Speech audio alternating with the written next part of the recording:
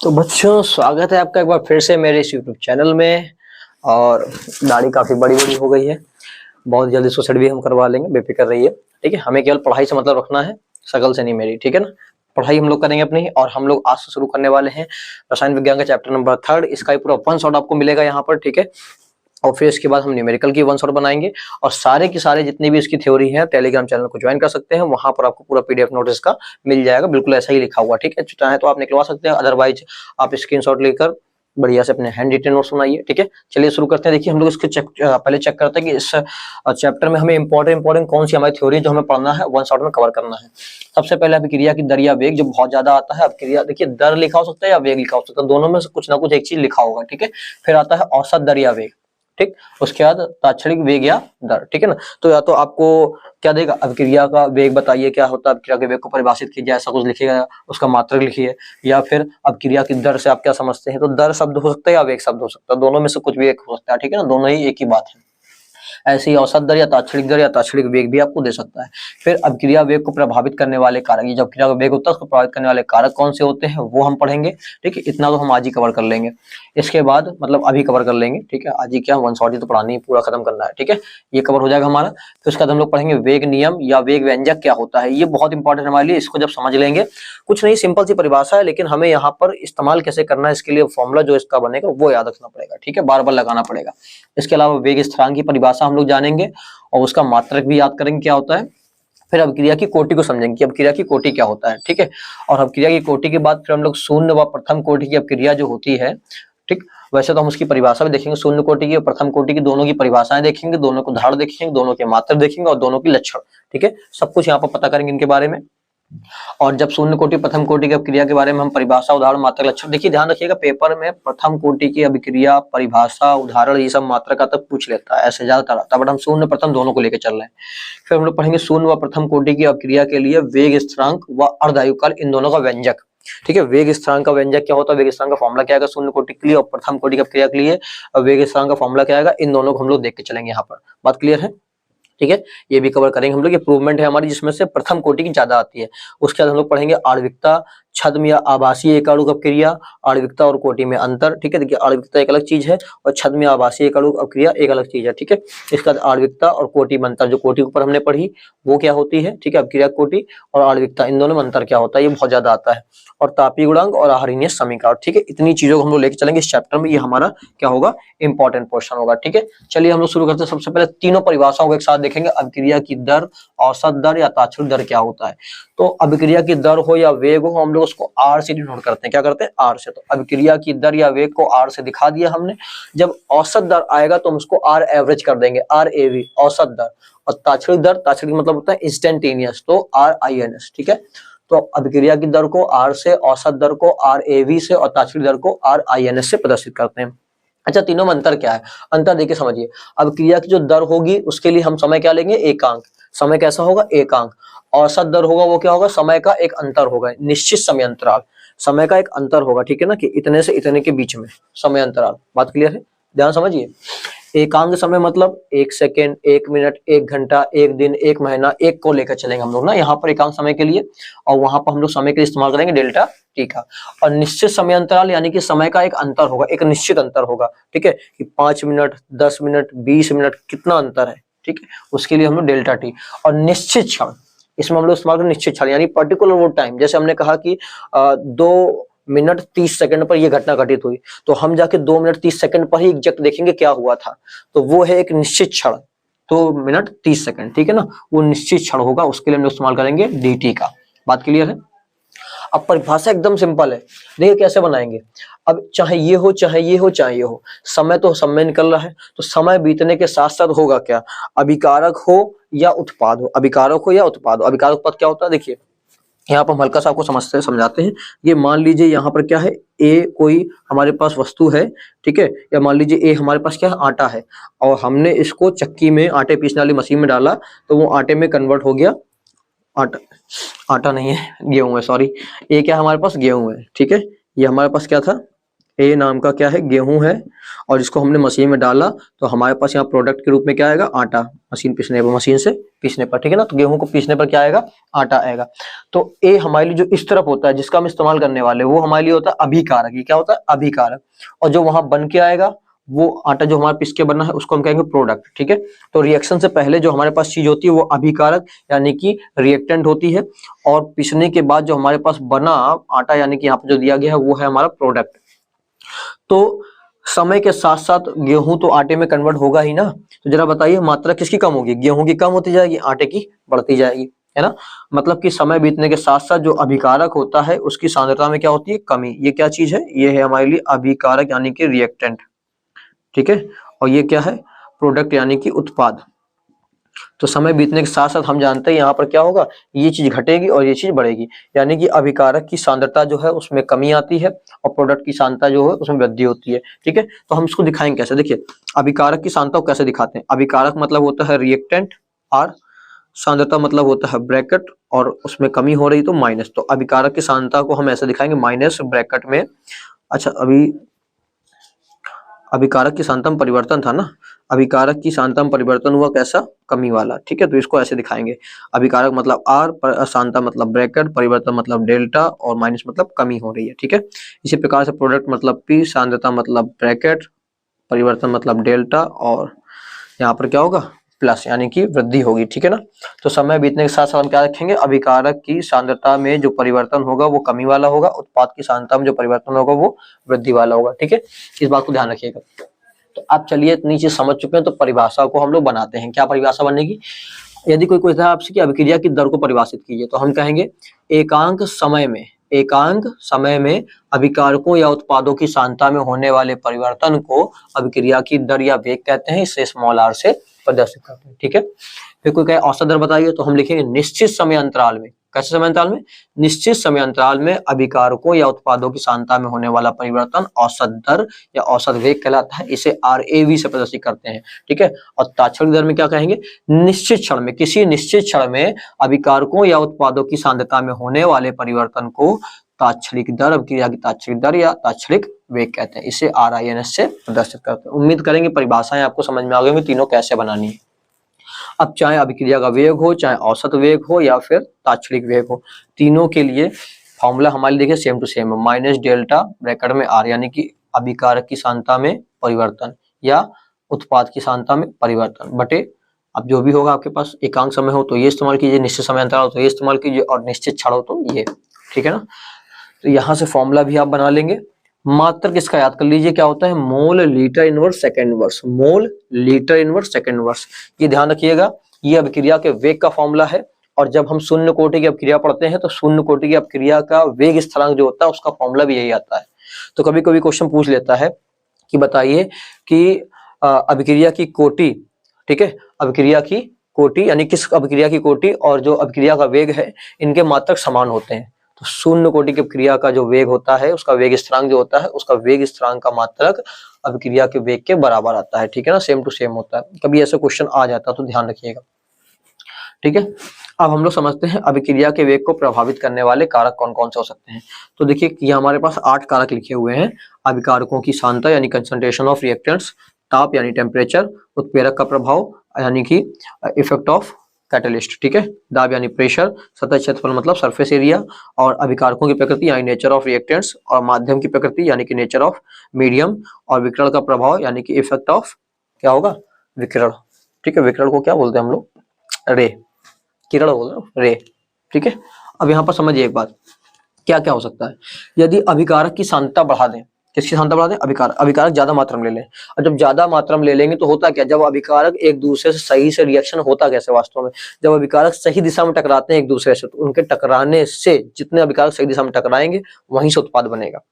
क्योंकि जरा आप सोचिए, मान लीजिए हमारे पात्र में ए है और एक पात्र में बी, मतलब उसी पात्र में बी है और ए बी की रिएक्शन करा रहे हैं, तो ए बी टकरा रहे होंगे आपस में, बी भी टकरा रहे होंगे, उनके टकराने से रिएक्शन होगी क्या, नहीं होगी। जब ए और बी टकराएंगे आपस में तब रिएक्शन होगी ना। तो हमें क्या पता है कि टक्कर जो है वो सही दिशा में होनी जरूरी है। तो यदि अभिकारकों की सांद्रता बढ़ाएंगे तो टक्कर भी बढ़ जाएंगी, अपने आप टक्कर क्या होंगी, बढ़ेंगी। तो अभिक्रिया की अभिकारकों की सांद्रता बढ़ाने पर टक्कर भी बढ़ेंगी, और जब टक्कर बढ़ेंगी तो वेग क्या होगा, और तेज हो जाएगा, रिएक्शन और तेजी से होना शुरू हो जाएगी, ठीक है। तो आप इसको ऐसे ही लिखेंगे, ताप, यदि ताप बढ़ाएंगे तो ताप बढ़ाने पर सिंपल सी बात है टक्करें आपस में क्या हो जाएंगी, बढ़ जाएंगी। बेहद जो धीमे धीमे टक्कर हो रहे होंगे वो और तेजी से टक्करें मारने लगेंगे दूसरे को। तो ताप बढ़ाने पर टक्करें बढ़ेंगी और टक्करें बढ़ने पर वेग भी क्या हो जाएगा, बढ़ जाएगा। क्लियर है।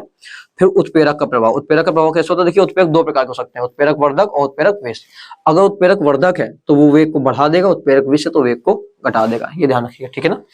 फिर दाब, अगर दाब बढ़ाएंगे तो सांद्रता क्या होगी, बढ़ जाएगी। कैसे, इतनी सारी जगह है, अब जगह को आप दाब बढ़ा कैसे कम कर दीजिए। तो पहले इतनी जगह में बहुत सारे अणु फैले हुए थे, अब आपने जगह कम कर दी तो वही अणु एकदम से क्या हो गए, पास पास आ गए।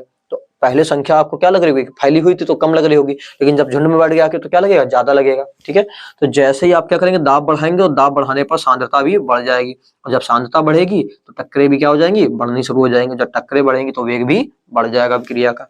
सतह क्षेत्रफल, देखिए सतह क्षेत्रफल बढ़ने पर वेग बढ़ जाता है। कैसे, एक आप लकड़ी का डस्टर ले लीजिए, अब लकड़ी का डस्टर से आप एक तरफ जलाइए, उसका सतह क्षेत्रफल बहुत कम है, वो आप केवल एक कोने को जला रहे हैं, या चारों कोनों में आग लगा दीजिए, बहुत धीमे धीमे करके जलेगा। लेकिन उसी लकड़ी के डस्टर का अगर बुरादा बना दिया जाए तो सतह क्षेत्रफल क्या होगा, बहुत ज्यादा हो गया, बहुत ज्यादा एरिया में फैल जाएगा वो ना, बढ़ गया सतह क्षेत्रफल। अब उसमें आग लगाइए, पूरा धू धू करके क्या हो जाएगा, बहुत तेजी से जल जाएगा ना। तो क्या हुआ, अगर सतह क्षेत्रफल बढ़ेगा तो वेग भी बढ़ जाएगा, तो जलने का वेग देखिए बढ़ गया ना उसमें। अभिकारकों की प्रकृति, देखिए अभिकारक जो होते हैं यदि हमारे पास समान प्रकृति के हुए, मान लीजिए दोनों कैसे हुए, दोनों ऐसे हुए जो, जैसे मान लीजिए अभिकारक, एक हमने लिया नमक और एक हमने लिया पानी, ये दोनों अभिकारक जिनकी रिएक्शन कराने वाले हम, तो नमक भी ध्रुवीय है और पानी भी ध्रुवीय है। तो जब अभिकारक और जो है दोनों क्या होते हैं, समान प्रकृति के होते हैं, तो उस कंडीशन पे क्या होगा, बहुत तेजी से नमक घुलेगा पानी में। तो जब अभिकारकों की प्रकृति समान होगी तो वेग क्या हो जाता है, बढ़ जाता है। ठीक है ना, अभिकारकों की प्रकृति समान होने पर। और कह रहा माध्यम की प्रकृति, अब माध्यम क्या है, मान लीजिए आपके पास अभिकारक जो है ठोस अवस्था में है और दूसरा अभिकारक द्रव अवस्था में है, तो पहला जो है यानी ठोस और दूसरा जो है द्रव, यदि दोनों की क्या हो, दोनों की प्रकृति समान हो, प्रकृति समान हो का मतलब पहला भी ध्रुवीय हो दूसरा भी ध्रुवीय हो ना, जैसे नमक को पानी की एग्जांपल दिया तो वही लगभग है। तो माध्यम और अभिकारक अगर इन दोनों की प्रकृति समान होती है तो उस कंडीशन पे भी समान प्रकृति होने पर क्या हो जाएगा, वेग बढ़ जाएगा। ठीक है, तो माध्यम अभिकारक की प्रकृति समान होगी तो वेग बढ़ जाएगा। अच्छा, विकर्ण का प्रभाव क्या है, विकर्ण मतलब सनलाइट। तो जो रिएक्शन सनलाइट की प्रेजेंस में होंगी, नॉर्मल सी बात है, सनलाइट की उपस्थिति होगी तो यानी कि विकर्ण की उपस्थिति होगी तो वेग क्या हो जाएगा, बढ़ जाएगा क्रिया का। ठीक है, क्योंकि जो उनके संपर्क में होनी होंगी तो उनका तो वेग नॉर्मली सीधी सी बात है भैया, वो वेग उसका बढ़ना ही बढ़ना है। क्यों, क्योंकि वो रिएक्शन सनलाइट को यानी विकर्ण को ही चाहती है, जैसे विकर्ण मिलेगा तो वो क्या हो जाएगा, बढ़ जाएगा। ठीक है, तो विकर्ण की उपस्थिति में भी अभिक्रियाओं के वेग क्या हो जाते हैं, बढ़ जाते हैं। तो ध्यान रखिए यहाँ पर लगभग सब कुछ बढ़ना बढ़ना ही लिखा हुआ है, बस थोड़ा थोड़ा सा आप ध्यान रखिएगा कैसे कैसे बढ़ रहा है, क्या बढ़ेगा तो क्या बढ़ेगा। ठीक है ना, एक आध बार पढ़ लीजिएगा, आराम से याद हो जाएगा, कोई दिक्कत नहीं है। ठीक है, तो जल्दी से इसका स्क्रीनशॉट ले लीजिए। उम्मीद करेंगे आप लोगों ने स्क्रीनशॉट ले लिया होगा। चलिए अब हम लोग देखते हैं अपनी नेक्स्ट थ्योरी को। तो बच्चों ये हमारे सामने लिखे हुए हमारे अगली हेडिंग से, चलिए हम लोग समझते हैं इन हेडिंग को। देखिए कौन कौन सी हमें समझनी है, वेग स्थिरांक, वेग नियम, वेग व्यंजक या वेग समीकरण, बात एक ही है, कुछ भी लिख के है, वेग नियम लिखा हो, वेग व्यंजक लिखा हो या वेग समीकरण लिखा हो। ठीक है, तीनों का मतलब एक ही है। इसके अलावा हमें समझनी है अभिक्रिया की कोटि, शून्य कोटि की अभिक्रिया और प्रथम कोटि की अभिक्रिया क्या होती है। ठीक है, चलिए पहले हम लोग शुरू करते हैं वेग नियम से। ठीक है, ध्यान दीजिएगा, यहाँ पर बहुत अच्छे से गौर करिएगा क्या हमें समझना है। देखिए यहाँ पर एक फॉर्मूला लिखा हुआ है, इस फॉर्मूले को सबसे पहले आपको याद करना है। क्या याद करना है, small r is equal to capital K bracket में आर की पावर एन। ओके, याद हो गया, small r is equal to capital K bracket में आर की पावर एन। क्लियर, अब हम लोग यहाँ पर मतलब समझते हैं। देखिए पहले हम लोग अभी पिछली हेडिंगों में भी हम लोगों ने क्या पढ़ा है कि आर का मतलब क्या होता है, अभिक्रिया का वेग, अभिक्रिया का वेग। ठीक है, यहाँ पर आपके लिए दो चीजें नई है, एक एन और एक के, इनके मतलब भी आपको बताते हैं। फिलहाल यहाँ पर एक चीज और समझिएगा, ये तो आपको समझ में आ गया अभिक्रिया का वेग है, अब इसको समझिए। आर मतलब क्या होता है, आर मतलब होता है रिएक्टेंट यानी अभिकारक, जो रिएक्शन में पार्टिसिपेट करने वाला हो। ठीक है, तो आर का मतलब है रिएक्टेंट यानी अभिकारक, और ब्रैकेट का मतलब होता है सांद्रता। ब्रैकेट का मतलब क्या है, सांद्रता। ठीक है, तो ये अभिक्रिया का जो वेग है और ये जो अभिकारक की सांद्रता है, अभिकारक की ब्रैकेट का मतलब क्या है, सांद्रता। ठीक है, इन दोनों के बीच में केवल कौन दो लोग हैं, एक ये स्मॉल एन, एक कैपिटल के। बात क्लियर है, तो यही पूरा एक क्या है, ये पूरा एक जो सिस्टम बनाया है, जो पूरा हमने इक्वेशन तैयार किया है, इसको हम कहते हैं, इसी इक्वेशन को कहते हैं अभिक्रिया का वेग समीकरण या वेग व्यंजक। अच्छा, अब इसको लिखेंगे कैसे? चलिए याद तो हो गया, लेकिन लिखा कैसे जाए इसको? तो आप ऐसे लिखेंगे, देखिए, अभिक्रिया के वेग तथा अभिकारक की सांद्रता के मध्य संबंध दिखाने वाला समीकरण। क्या बोलेंगे? अभिक्रिया का वेग तथा अभिकारक की सांद्रता के मध्य संबंध दिखाने वाला समीकरण कहलाता है क्या? वेग नियम, वेग व्यंजक या वेग समीकरण। बात क्लियर है? ओके, उम्मीद करेंगे समझ में आ गया होगा। आपको ये याद रखना है, ध्यान रखिएगा। अब समझिए यहाँ पर के क्या है? के जो है वो होता है वेग स्थिरांक। क्या होता है? वेग स्थिरांक। ओके, अच्छा, आपको एक चीज और बता देते हैं यहाँ पर। इसको याद करने से पहले आप इसको इस तरह से भी याद कर सकते थे, ये इस तरह से, r proportional to capital R की पावर स्मॉल एन। ठीक है, तो आप यहां से याद कर लीजिएगा, कोई दिक्कत नहीं है। ठीक है, चलिए इसको हम इससे कर दे रहे हैं। सबसे पहला पोर्शन आपका ये है, उसके बाद ये। ठीक है ना? तो देखिए क्या क्या हो रहा है। अभिक्रिया का वेग तथा अभिकारक की सांद्रता, याद हो जाएगा, आर प्रोपोर्शनल टू ब्रैकेट में कैपिटल आर की पावर स्मॉल एन। तो अभिक्रिया के वेग और अभिकारक की सांद्रता के मध्य, अभिकारक की सांद्रता के मध्य संबंध दिखाने वाला समीकरण क्या कहलाता है? वेग नियम, वेग व्यंजक या वेग समीकरण कहलाता है। उम्मीद करेंगे बात समझ में आ गई होगी। अब समझिए, जैसे यहाँ प्रोपोर्शनल हटाएंगे तो एक नियतांक आएगा नियतांक। तो वही नियतांक क्या है यहाँ पर? के। तो आर बराबर भी प्रोपोर्शनल हटाएंगे बराबर का आएगा, और प्रोपोर्शनल हटे हुए एक नियतांक आता है के। तो यहाँ पर के ही क्या है? हमारा एक नियतांक है।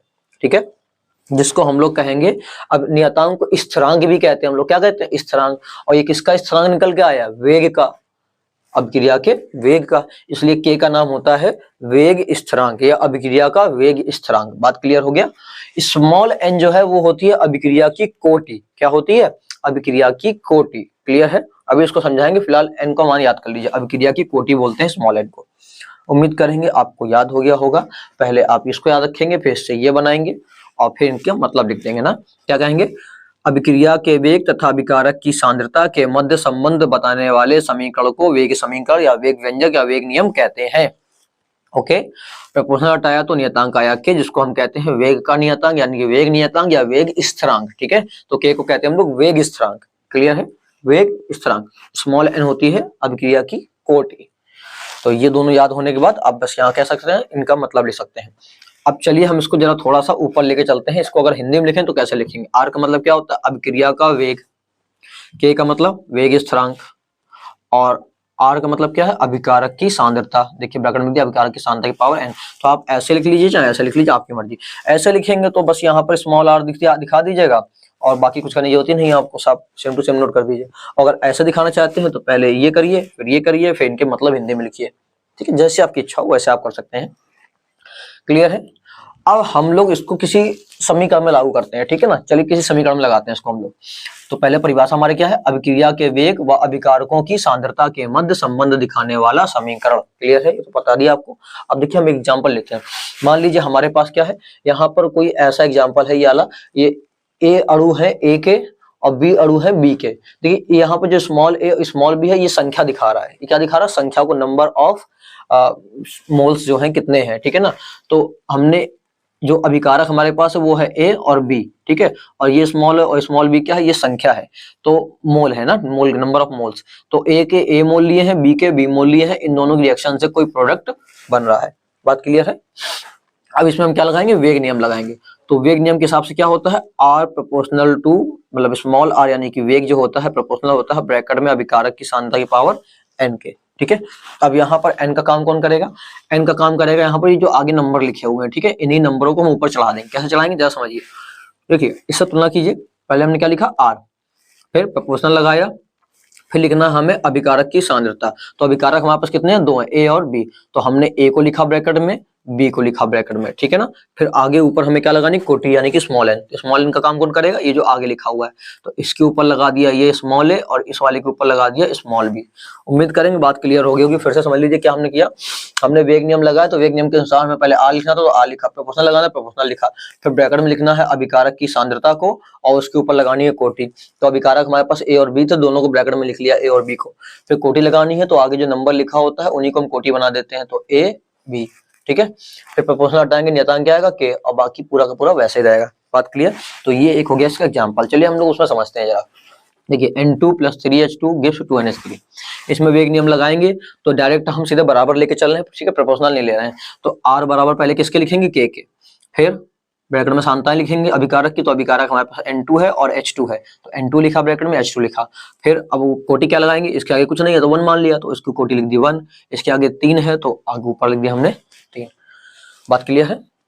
तो इस तरह से आप उम्मीद करेंगे ये आपको वेग नियम या वेग व्यंजक या वेग समीकरण समझ में आ गया होगा। क्लियर है। अब हम लोग समझते हैं पहले के को, कि वेग स्थिरांक क्या होता है। ठीक है, यहाँ पर आइए जरा, यहाँ पर जरा अभी परिभाषा मत देखिएगा, इस एग्जाम्पल को गौर करिएगा। ठीक है, देखिए ये एग्जाम्पल हमने लिया, सेम टू सेम पहले वाला है। वेग नियम लगाया, आर बराबर किसके आएगा, पहले हम के लिखेंगे, फिर अभिकारक की सांद्रताओं को लिखना होता, तो अभिकारक हमारे पास ए और बी है, ए और बी लिख लिया। फिर हमने उनकी कोटि लगानी है, तो ए और बी जो आगे नंबर ऑफ मोल्स लिखे हैं उनको हमने कोटि के रूप में लगा दिया ऊपर। क्लियर है। अब हमें करना क्या है, ध्यान समझिएगा। यदि हम किसी तरह से इस ए और इस बी के मान को कितना कर दें, ए और बी की सांद्रता को 1 कर दें। कितना कर दें, 1। 1 मतलब होता है एकांक। हम क्या लिख सकते हैं, एकांक लिख सकते हैं। ठीक है ना।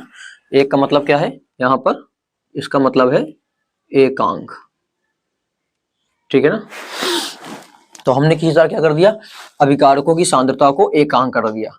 तो जब आप इन दोनों के मान को 1 कर देंगे तो देखिए ये भी 1, ये भी 1। अब 1 की घात कुछ भी लगी हो तो भी 1 आएगा, इसकी भी घात कुछ भी हो मतलब 1 यहाँ पर भी हो गया, इसकी घात भी कुछ भी हो तब भी क्या होगा, 1 आएगा। तो ये पूरा 1 हो जाएगा और ये हट के बन जाएगा R बराबर के। अब ये बताइए आपने यहाँ पर किया क्या, आपने यहाँ पर अभिकारकों की सांद्रता को एकांक कर दिया, जिसकी वजह से जो अभिक्रिया का पहले वेग हम जिसको कह रहे थे वो बराबर आ चुका है वेग स्थिरांक के। मतलब यदि किसी तरह से अभिकारकों की सांद्रताओं को एकांक यानी 1 कर दिया जाए तो जो अभिक्रिया का वेग होता है वही बन जाता है वेग स्थिरांक। उम्मीद करेंगे ये बात पोर्शन आपको समझ में आ गया होगा। अदरवाइज दोबारा रिपीट करके एक बार रिवाइज करके देख लीजिए, रिवाइंड करके आपको क्लियर हो जाएगा। ठीक है ना। अब समझिए यहाँ पर हमने क्या किया था, क्या लिखा है, अभिकारक के अणुओं का सांद्र एकांक। यदि हम क्या कर दें, यदि अभिकारक के अणुओं का सांद्र एकांक कर दिया जाए तो जो अभिक्रिया का वेग होता है वही किसके बराबर हो जाता है, वेग स्थिरांक के। ठीक है ना। मतलब वेग स्थिरांक किसको कह देंगे, फिर जो अभिक्रिया का वेग होगा उसी को हम कह देंगे वेग स्थिरांक। जो अभिक्रिया का वेग निकल के आ रहा होगा उसी को हम कहेंगे वेग स्थिरांक, यदि अभिकारक की सांद्रता को किसी तरह से एकांक यानी कि 1 कर दिया जाए। बात क्लियर हो गई यहाँ पर। उम्मीद करेंगे आ गया होगा। देखिए इसका मात्रक जरूर याद करिए। ठीक है ना। क्योंकि अधिकतर क्या होता है कि अभिक्रिया की कोटि आती है, शून्य कोटि की क्रिया, प्रथम कोटि की क्रिया, द्वितीय कोटि की क्रिया, वहां मात्रक पूछ लेता है वेग स्थिरांक का। तो वेग स्थिरांक ही तो हम लोग पढ़ रहे हैं। जब इसका मात्रक पूछे कभी भी किसी भी कोटि की अभिक्रिया के लिए तो इस फॉर्मूले को याद कर लीजिए, इस मात्रक को याद कर लीजिए। समझ लीजिए आपके लिए एक ट्रिक है ये।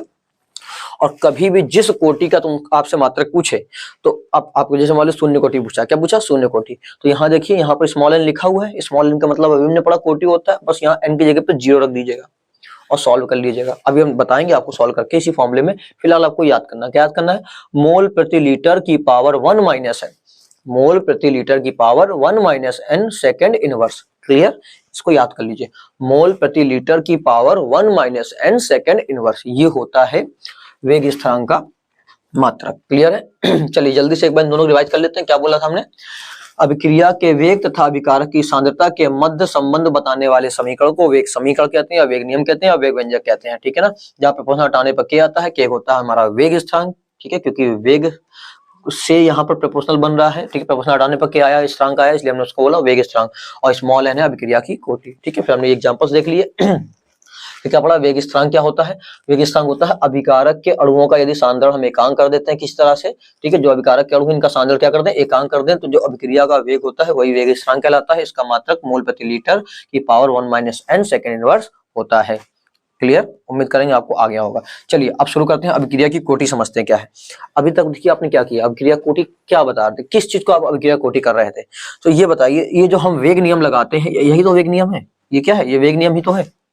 तो वेग नियम में ये जो अभिकारक है, इस अभिकारक की जो सांद्रता है ना, ब्रैकेट का मतलब क्या, सांद्रता, इस सांद्रता के ऊपर जो घात लगी है, सांद्रण पदों पर जो घात लगी है, सांद्रण पदों पर क्या लगी है, घातें जो लगी हैं, इसी को तो आप कोटि कह रहे हो।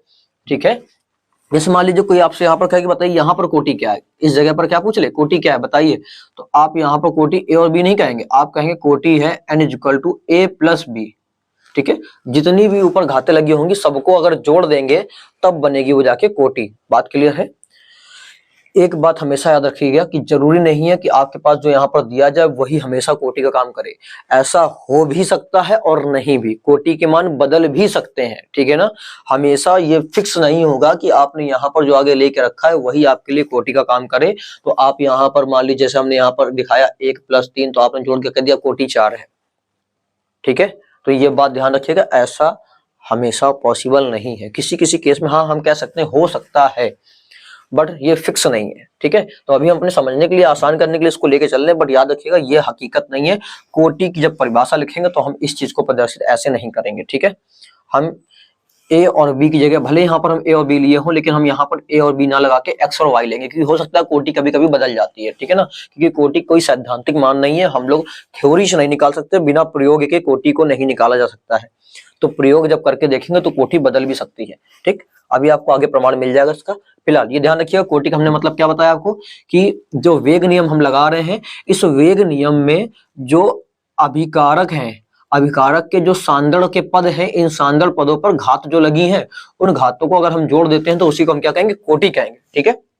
देखिए यहाँ पर समझिए, देखिए ये हमारे पास एक क्या दिया गया, क्वेश्चन दिया गया है, और यहाँ पर हमने क्या किया, वेग नियम लगाया। तो वेग नियम से हमने बताया पहले r फिर बराबर k के, फिर हम लिखेंगे अभिकारकों की सांद्रता, तो अभिकारक a और b थे तो a और b लिख दिया, फिर लिखेंगे कोटि। तो अभी हमने क्या बताया थोड़ी देर पहले आपको कि निश्चित नहीं है कि जो आपके यहाँ पर आगे लिखा हुआ है वही कोटि का काम करे, ठीक है। तो अगर ऐसा है ये कोटि काम नहीं करेगा तो a और b की जगह पर हम क्या लिखेंगे, x और y, क्योंकि ये बदल सकते हैं, ठीक है ना। तो x और y आप यहाँ पर लेके चलिए, हमेशा वो फिक्स नहीं है कि आपका ए और बी ही आएगा, बट लेने को आप ले सकते हैं, कोई दिक्कत नहीं है, बट ध्यान रखिएगा ये फिक्स नहीं होता है, ठीक है ना। क्योंकि हम बता चुके हैं कि सिद्धांतों से नहीं निकालते हैं हम, कोई देखकर रिएक्शन को नहीं बता सकते कोटि कितनी होगी बिना प्रैक्टिकल के, ठीक है ना। तो प्रैक्टिकल करना पड़ेगा, इस वजह से यहाँ पर हम कोटि को ए और बी ना लेकर एक्स और वाई ले रहे हैं। कम से कम कोटि की परिभाषा में तो हम सही लिखें। बात क्लियर है। तो कोटि हमने कितनी मानी, एक्स और वाई यहाँ पर, ठीक है। तो टोटल कोटि एक्स और वाई है, मतलब केवल एक्स है या केवल वाई है, केवल एक्स और वाई नहीं है, एक्स प्लस वाई दोनों को जोड़ देंगे तब कोटि बनेगी ना। तो कोटि होती है स्मॉल एन, जो बराबर होगी एक्स प्लस वाई दोनों के, ठीक है। तो बताइए यहाँ पर हमने क्या किया, ये हमारे पास था वेग नियम। वेग नियम में अभिकारक के सांद्रण पदों पर जो घात लगी है उन्हीं घातों का योग कहलाता है अभिक्रिया की कोटि। उम्मीद करेंगे याद हो गया होगा। चलिए देखिए, वेग नियम में, किसमें, वेग नियम में अभिकारक अणुओं के सांद्रण पदों पर लगी घातों का योग क्या कहलाता है, अभिक्रिया की कोटि। इसे स्मॉल एन से प्रदर्शित करते हैं। उम्मीद करेंगे आपको याद हो गया होगा, ये भी बहुत आसानी से, ठीक है ना। अब जब कोटि हमने पढ़ लिया है तो कोटि के प्रकार समझते हैं, कई सारी होती हैं। शून्य कोटि की क्रिया, प्रथम कोटि की क्रिया, द्वितीय कोटि की क्रिया, तृतीय कोटि की क्रिया। आपके सिलेबस में केवल शून्य और प्रथम कोटि की क्रिया है, ठीक है ना। तो चलिए हम लोग पहले समझते हैं शून्य कोटि की क्रिया क्या होती है, प्रथम कोटि की क्रिया क्या होती है। देखिए कोटि को शून्य कब बोलेंगे, ये जो वेग होता है, ये वेग इस पर कुछ ना कुछ डिपेंड करेगा ना। यहाँ पर कोटि लगी हुई है अभिकारक के ऊपर, कुछ ना कुछ इसका मान है, तो इस पर डिपेंड करेगा ना, वेग करेगा, बिल्कुल कंफर्म है। लेकिन यदि मान लीजिए यहाँ पर इसके ये जो अणु हैं, ये जो कोटि, ये जो ऊपर एक्स और वाई घात लगी है, ये बिल्कुल भी वेग को इफेक्ट ही ना करे, इसका कोई प्रभाव इस पर पड़ ही ना रहा हो, और जब इसका कोई प्रभाव इस पर ना पड़ रहा हो वेग पर, तो हम समझ जाएंगे इस समय कोटि कितनी है, 0 है ना। क्या बोलेंगे कि जब कोई क्या होता है, जब किसी रासायनिक अभिक्रिया में, ध्यान समझिए, वह रासायनिक अभिक्रिया जिसका वेग जो होता है वो अभिकारक के अणुओं के सांद्रण पर निर्भर नहीं करता। ध्यान समझिए, देखिए यहाँ पर ये एक रिएक्शन दिख रही है, H2 + Cl2 गिव्स 2HCl। जब भी कभी किसी रिएक्शन पे क्या होता है, कोई उत्प्रेरक आ जाता है किसी प्रकार का, देखिए यहाँ पर सनलाइट है, किसी भी प्रकार कोई उत्प्रेरक होगा तो उस कंडीशन पे हर एक अभिकारक की कोटि 0 होती है। तो वेग नियम लगाती है R बराबर के, ब्रैकेट में अभिकारकों की सांद्रता लिखी, H2 + Cl2 उत्प्रेरक था इसलिए इसकी कोटि भी 0, इसकी कोटि भी 0। अब बताइए जरा, जब ये 0 0 है तो ये तो किसी की पावर 0 होगी तो 1, ये भी 1 हो जाएगा, तो ये तो काम खत्म। R बराबर क्या आ गया। अब बताइए यहाँ पर जो वेग हम बात कर रहे हैं उसमें अभिकारक के अणु दिख रहे हैं क्या, आपको दिख रहे हैं क्या, नहीं दिख रहे ना। अर्थात इस अभिक्रिया का जो वेग है वो अभिकारक के अणुओं के सांद्रण पर निर्भर नहीं कर रहा, क्योंकि है ही नहीं। क्लियर है। तो क्या बोला, वह रासायनिक अभिक्रिया जिसका वेग अभिकारक के अणुओं के सांद्रण पर निर्भर नहीं करता है क्या कहलाता है, शून्य कोटि की अभिक्रिया कहलाती है, ठीक है ना। बात क्लियर। अब यहाँ पर मात्रक देखिए कैसे निकालेंगे, हमने क्या कहा था, शून्य कोटि की क्रिया रखिए इस बार यहाँ पर जरा, यहाँ जीरो रखेंगे तो क्या आएगा 1 माइनस जीरो, तो 1 माइनस जीरो का मतलब ओनली 1। अब ओनली 1 है तो किसी की पावर 1 है तो कोई मतलब ही नहीं, एज पर 1 बस पर 1। तो ये जो रहेगा ओनली मोल, लीटर के ऊपर लाएंगे तो हो जाएगा लीटर की पावर -1, तो मोल लीटर की पावर -1 सेकंड की पावर -1, तो पावर -1 को बोलते हैं इनवर्स। तो मोल लीटर इनवर्स सेकंड इनवर्स, देखिए मात्र मोल लीटर इनवर्स सेकंड इनवर्स निकल आया ना इससे, इसीलिए कहा था आप उसको याद कर लीजिए अच्छे से, ठीक है ना। बात क्लियर है। उम्मीद करेंगे यहाँ से हमने आपको समझा लिया होगा इसको कि शून्य कोटि की क्रिया क्या होती है। अब प्रथम कोटि की क्रिया समझिए क्या है। देखिए इस वाले इक्वेशन को देखिए, C2H4 प्लस H2 और C2H6 ये बन रहा है। इस पे वेग नियम लगाए हमने तो R बराबर के कि अभिकारक हमारे पास था C2H4 और H2, ठीक है। तो यहाँ पर जो C2H4 है इसकी कोटि तो जब प्रयोग करके देखेंगे ना हम लोग, हमने बोला सिद्धांतों से नहीं कर सकते, वरना आप तो यहाँ पर भी एक यहाँ पर भी एक देके दोनों पे एक लिख दीजिए। प्रैक्टिकल करके देखेंगे तो हमें पता चलेगा कि इसकी कोटि कितनी आएगी 1 और इसकी कोटि कितनी आएगी 0। तो अभिकारक के देखो दो अणुओं में से केवल कितने अणु पर इसका वेग निर्भर करेगा। देखिए यहाँ पर आखिर में क्या बचा, ये तो 0, इसकी H2 की पावर 0 हो गई तो किसी की पावर 0, इसका मान 1, तो ये तो खत्म हो गया, केवल इतना बचा। देखिए अभिकारक के दो अणुओं में से केवल कितना बचा है, एक अणु बचा है। अब एक अणु के सांद्रण पर ही इसका वेग निर्भर होगा कि नहीं होगा, आमने सामने ना, तो निर्भर करेगा ना आर्क इसका अभिक्रिया का वेग, ठीक है। तो क्या कहेंगे हम लोग, वह रासायनिक अभिक्रिया जिसका वेग अभिकारक के एक अणु के सांद्रण पर निर्भर करता है उसे हम कहते हैं प्रथम कोटि की अभिक्रिया। यदि अभिक्रिया का वेग अभिकारक के अणुओं के सांद्रण पर निर्भर ही नहीं कर रहा है तो उसको हम क्या कहते हैं, उसको हम कहते हैं शून्य कोटि की अभिक्रिया। और अगर एक अणु के सांद्रण पर निर्भर करेगा तो उसको हम कहेंगे प्रथम कोटि की अभिक्रिया, ठीक है। यहाँ से आप एग्जाम्पल याद कर सकते हैं। मात्रक समझिए कैसे निकालेंगे। देखिए प्रथम कोटि की अभिक्रिया है तो यहाँ पर रखेंगे 1, तो 1 माइनस 1 हो जाएगा 0 और किसी की पावर 0 तो उसका मान 1, तो ये पूरा 1 हो जाएगा, केवल क्या बचेगा सेकंड इनवर्स, इसलिए इसका मात्रक क्या है सेकंड इनवर्स। उम्मीद करेंगे आपको अच्छे समझ में आ गई होंगी ये सारी की सारी परिभाषाएं, ठीक है। अब हम लोग पढ़ेंगे इसके बाद, जस्ट इसके तुरंत बाद आप स्क्रीनशॉट ले लीजिएगा, तो हम लोग अभी देखेंगे प्रूवमेंट कौन कौन सी शून्य कोटि और प्रथम कोटि की अपक्रिया के लिए दो प्रूवमेंट हम लोग देखने वाले हैं जो हमारे लिए पेपर के लिए इंपॉर्टेंट है। शून्य कोटि की अपक्रिया के लिए वेग स्थिरांक देखेंगे कैसे निकालना है, ठीक है, और अर्धायुकाल कैसे निकालना, और सेम टू सेम जो हमारा प्रथम कोटि की अपक्रिया है उसके लिए हम लोग वेग स्थिरांक कैसे निकालेंगे और अर्धायुकाल का कैसे निकालेंगे, ठीक है ना। जल्दी से आप इसका स्क्रीनशॉट लीजिए, फिर हम लोग देखते हैं अपने प्रूवमेंट्स को। उम्मीद करेंगे आप लोगों ने स्क्रीनशॉट ले लिया हो गया। चलिए हम लोग अपने प्रूवमेंट को शुरू करते हैं। तो बच्चों ये हमारे सामने लिखे हुए प्रूवमेंट, तो बेफिक्र रहिएगा, घबराने की जरूरत नहीं है कि आप सोचे कि हमने तो पूरा छाप के रख दिया है पहले से ही, अब इसको कैसे समझेंगे, ठीक है। तो उसकी टेंशन मत लीजिए, मैं आपको बिल्कुल इजीली वे में आसानी से एकदम समझा दूंगा इस प्रूवमेंट को। बस जैसे जैसे जहां जहां मैं बताता जाऊं आप बिल्कुल बस उस जगह पर ध्यान दीजिएगा, ठीक है ना। क्योंकि अगर हम लिख कर आपको यहाँ पर बताते तो एक ही बार में इतना हम कवर ना कर पाते, ठीक है ना। तो हमने यहाँ पर कोशिश किया है कि एक बार में ही आपको यहाँ पर सारा कवर करवा दें, ठीक है। तो पूरा फोकस बस यहाँ पर रखिए। चलिए देखिए हम लोग सबसे पहले कौन सी पढ़ेंगे, शून्य कोटि की अपक्रिया के लिए वेग स्थिरांक का व्यंजक, ठीक है। हमें शून्य कोटि की अपक्रिया के लिए क्या निकालना, वेग स्थिरांक निकालना है, यानी k का मान निकालना है, ठीक है। फिर उसके बाद पढ़ेंगे प्रथम कोटि की अपक्रिया के लिए वेग स्थिरांक का व्यंजक, फिर शून्य कोटि की अपक्रिया के लिए अर्धायुकाल का और प्रथम कोटि की अपक्रिया के लिए अर्धायुकाल का, ठीक है। चलिए पहले शुरू करते हैं शून्य कोटि की अपक्रिया के लिए वेग स्थिरांक का व्यंजक। तो यहाँ पर जरा आप ध्यान दीजिए, सबसे पहले हम यहाँ पर क्या लिखेंगे कि हम यहाँ पर लिख लेंगे, माना क्या हो रहा है कि A जो है वो प्रोडक्ट में कन्वर्ट हो रहा है। A किस में कन्वर्ट हो रहा है, प्रोडक्ट, ठीक है ना, यानी कि उत्पाद में। A कोई अभिकारक है और वो उत्पाद में कन्वर्ट हो रहा है। अब यहाँ पर समझिए कंडीशन क्या होगी।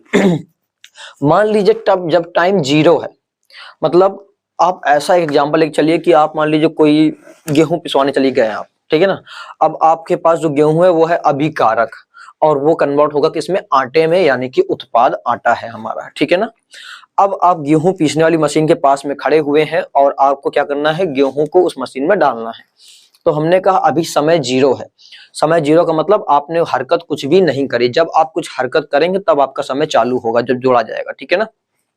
कि आप क्या कर रहे हैं, जब बोरी को उसमें क्या कर रहे हैं, बोरी से गेहूं को मशीन में डाल रहे हैं, तब से आपका समय जुड़ेगा। तो हमने कहा टाइम 0 है, इसका मतलब आपने कुछ किया है क्या, नहीं किया ना। आपके पास अभिकारक यानी कि आपका गेहूं क्या होगा, आपके पास पूरा होगा। तो उस समय पर कुछ प्रोडक्ट बनेगा, नहीं बनेगा ना।